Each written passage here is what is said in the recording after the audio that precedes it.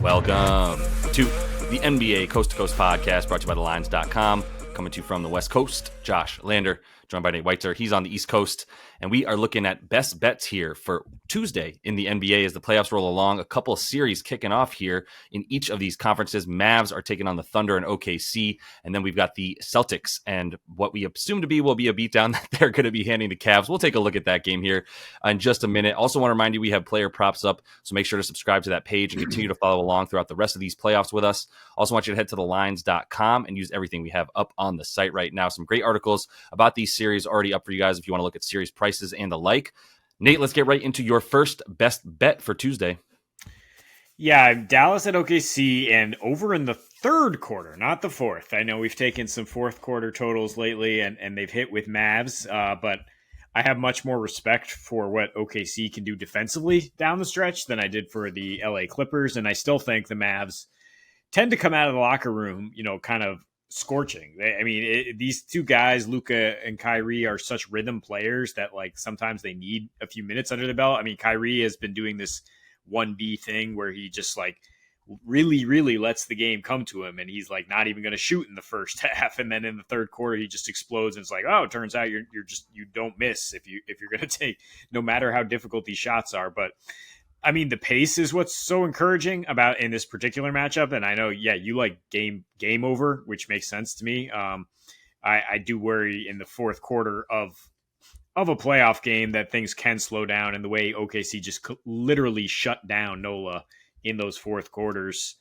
I'm not saying they're going to shut down Kairuka. That would be absurd. But I mean, the third quarter was more reliable in terms of points back and forth. 3 of 4 went over this total, including the 94-92 rock fight in game one for OKC, their playoff debut. And as we know, they got the jitters out of the way and have been playing extremely well since. There's interesting cross matches all over the board here. There's lots of buttons for Dagnall and Kidd to both press here to get their superstars going that you just think especially after the halftime adjustments, that's when those guys are going to be at their best.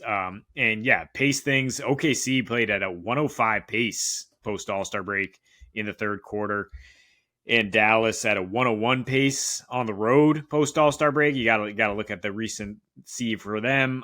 These teams, tons of points when they got together. I mean, I looked at some fourth quarter numbers in the regular season. That's kind of a way to transpose into the third quarter of a playoff game, because it's fourth quarter in the playoffs just ain't quite the same. And Kyrie was on fire in the 2 that Luka missed against OKC. Luka had 7 points, 9 assists in one fourth quarter here. So, I mean, Lou Dort ain't shutting him down the way he shut down Ingram. Basically, the thesis statement here, and between the 4 stars, and J-Dub is in that category. There's going to be some points flowing back and forth here. Hell yeah, he's in that category. And congrats to Jay Kidd on a contract extension. He had his best season ever, and us making fun of Jason Kidd as a basketball coach is a thing of the past now, but he was worth making fun of on Milwaukee. But now we move on to him being in a spot that, I think we're both impressed, with Dallas. I think this is the most that I've definitely ever believed in them as a team. And the thing is going to really come down to for me in this series is the matchups. Yeah, it's just OKC's defense more than anything, because I think OKC will be able to score a decent amount. But how is Dallas's defense, now that it's really a team that we believe in the defense of it, how is it going to react to a very versatile, obviously OKC offense? But I'll kick things off with talking about the let me stick to this game for a minute, and I'll just talk about the over. And this was one that I went back and forth on, and the full disclosure that I want to give, and disclaimer, if you will, for this series as we get into game one for both these series, especially this Mavs one, is I'm going half a unit on my bet here, which is over 217.5. And reason being, I still need to see what's going to happen. We don't have any real examples of this iteration of each of these teams playing each other, where they both bring all 4 of their stars, to your point, and Gafford and PJ Washington on this team as opposed to Grant Williams, all that stuff, right? And so now we're going to see it really for the first time, because the only time that these teams played together, played with all their guys in, it was a complete blowout, 146-111. And Gafford and PJ Washington were coming off the bench, not yet really full minute guys for them.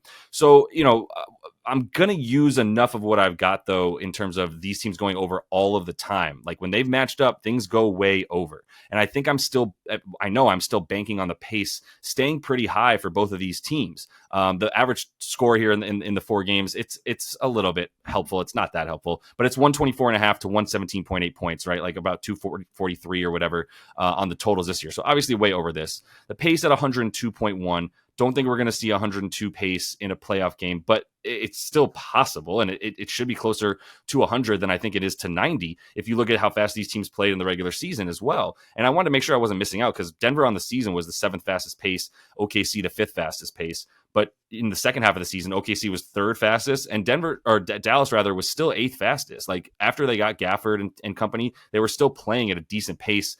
They like to get out and into transition, mostly when it's not Luka on the floor, but Luka likes to be the outlet for that because he's not running baseline to baseline very often, and he's playing defense from that baseline area more than anything.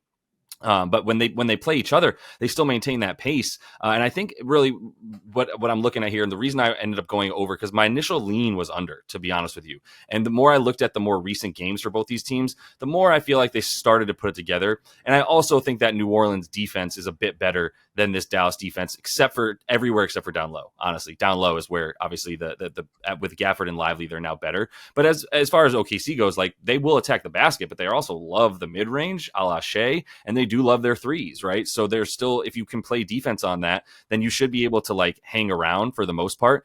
Still, all that said, like for the total here, it's about the pace. And for OKC in the end of their series against New Orleans, the first 2 games of that series, they played at a 91 pace, and the last 2 they played at they picked it up and played at 96.3. And the Pellies would have rather have kept that thing as slow as possible, and they couldn't. That's why they ended up getting blown out in the last couple games, because OKC knows they had a 102.1 pace in the games that they won this season. In the losses, it was below 101, right? So like it's a pretty big disparity over that amount of a sample size for OKC to know we've got to push it, because if we get stuck in the half court against some teams, things start to grind down a little bit in the playoffs a bit more. And we've got to keep that pace up. So I think in game 1 they'll come out and really be the team pushing the pace. If Dallas does try to slow it down, like I still think it's going to be them scoring a lot better than they did in the first couple games of that Clippers series, because for them the first 3 games were awful on offense, averaged 98 a game. The last 3 they picked it up to 116, right? And the Clippers, not a team that you think of as like a chutzpah team with gusto that's going to stick around. So some of that could have been that they just got their butts kicked at the end. But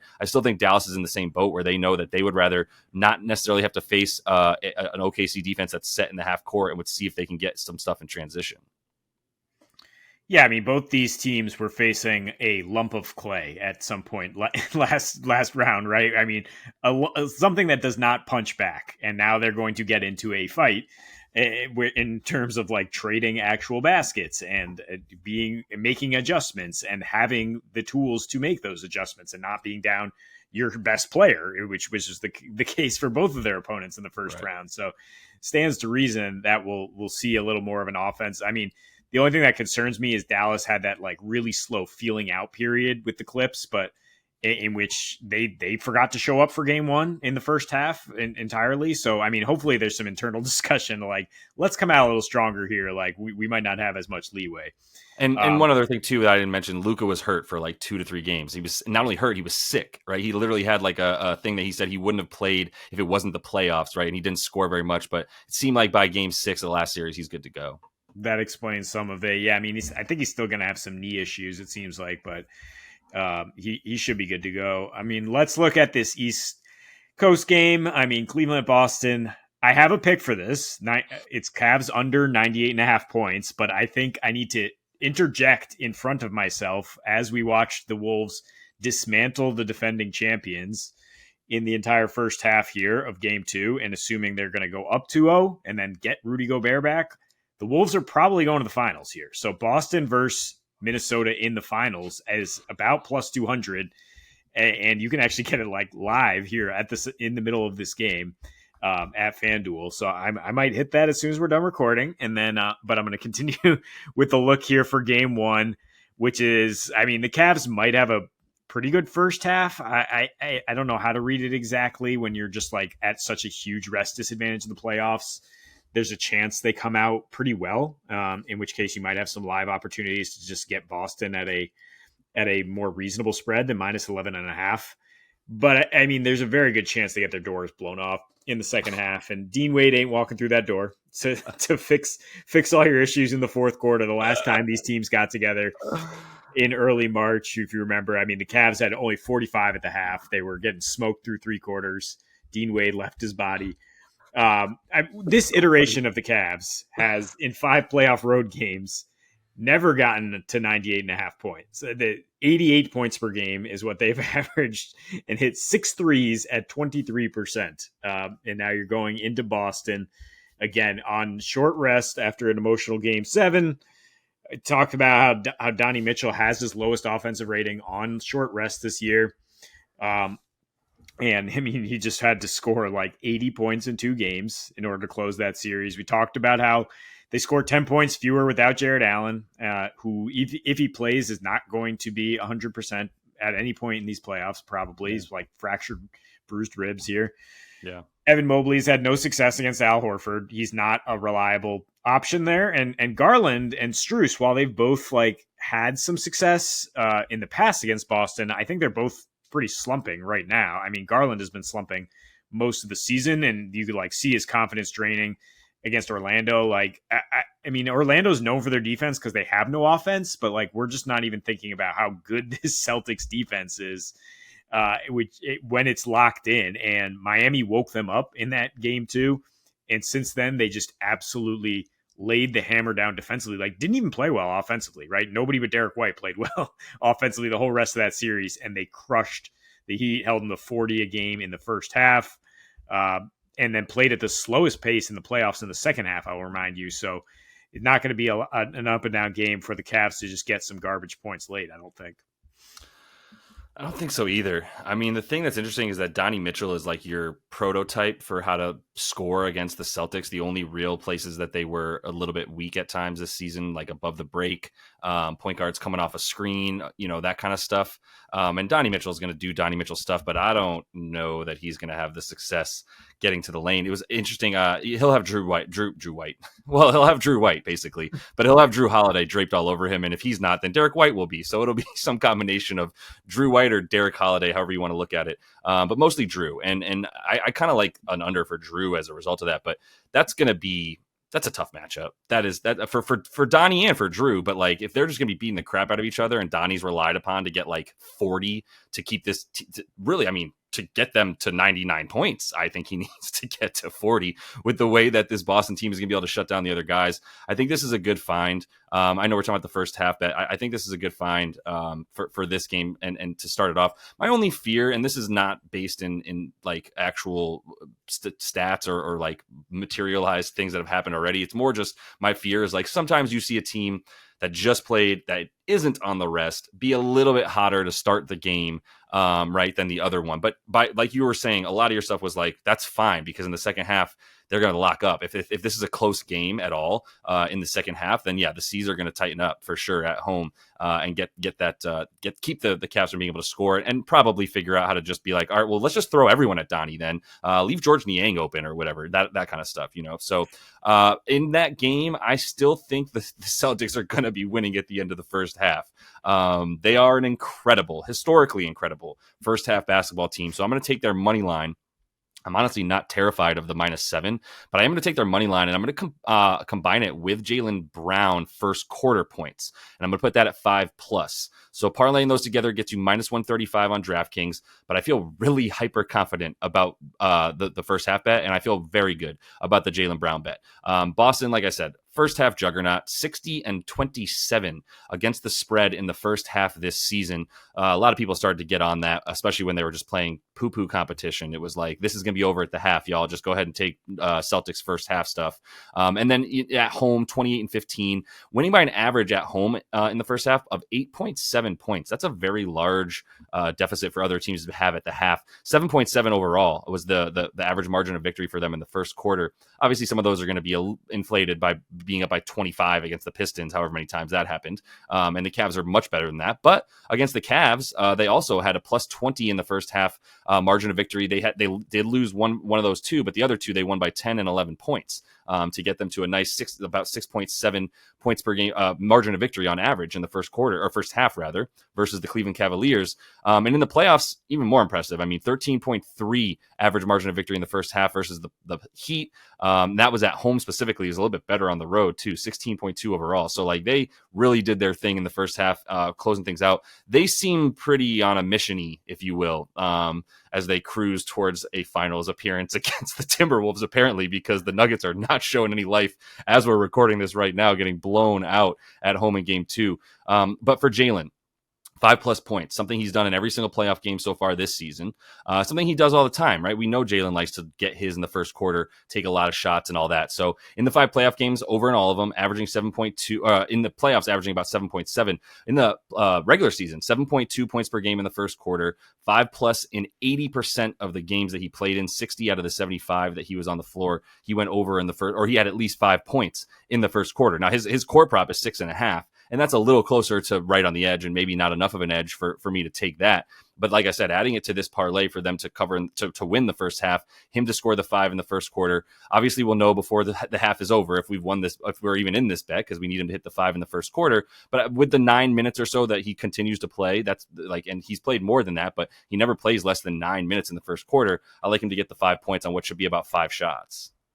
Yeah, Jaylen Brown is kind of the personification of Boston coming out and not playing with their food. Like when he comes out and he hits his first few shots, like and he's aggressive and in creating tempo and getting offensive rebounds, like it's over pretty quick for the other team, like in terms of from an energy standpoint. So I understand the correlation. Maybe you could do an alt spread with the first half if you're like, I don't mind taking the -7, but like -3.5 and get Jalen down a little bit here, or get the juice other ways. But yeah, I think even though the situation in general is team on short rest comes out hot, like we're not fading Boston in the first half here. They're well rested and clearly locked in after that game 2 loss. Yeah, I don't think there's any more playing with your food, or look, Miami was not even Miami from last year, obviously, so it's not the same. But they were ready to, like, if there was a funny thing on the Zach Lowe podcast where he was like, if you had told Boston before game 6, hey, you need to win, or like game 7, whatever, it was like you need to just win this game, and if you lose, you go home.